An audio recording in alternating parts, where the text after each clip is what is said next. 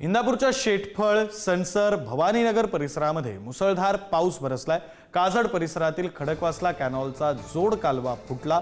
सणसर गावामध्ये दुसऱ्यांदा पूर परिस्थिती निर्माण झाली। घरांमध्ये पुराचं पाणी शिरलंय। कालवा फुटून पाणी शेतात शिरल्यानं पिकांचं अतोनात नुकसान झालंय। सणसर गावातून आढावा घेतलाय आमचे प्रतिनिधी विशाल भोंग यांनी।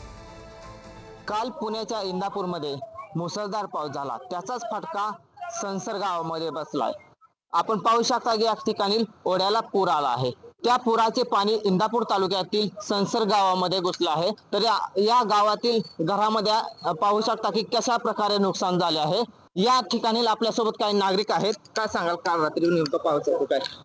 काल रात्री 3:45 वाजता साधारण पाऊस पूर परिस्थिती निर्माण झाली आणि ती पूर परिस्थिती निर्माण झाल्यानंतर की लोकांच्या झोपलेल्या जागेला पाणी लागलं। पाणी लागल्यानंतर त्यांनी एकमेकांना जागा केलं। शेजारी लोकांनी त्यांना उठवण्याचा प्रयत्न केला। काय ठराविक वस्तू बाहेर काढता आल्या, बाकीच्या गोष्टी काय वाहून गेल्या। त्यांच्या लोकांना 50,000 रुपये तरी मिळावेत असे गावच्या वतीने। आपल्यासोबत काही महिला सुद्धा आहेत। काय सांगाल, काल पाऊस झाला? आता पावसात नुकसानी झाल्यात आमच्या, मग आम्हाला थोडीफार आता मदत पाहिजे। घरातील काय काय सामान सामान भिजलंय की, बेड भिजला, सगळं भांडी गेली शेड मधली वाहून।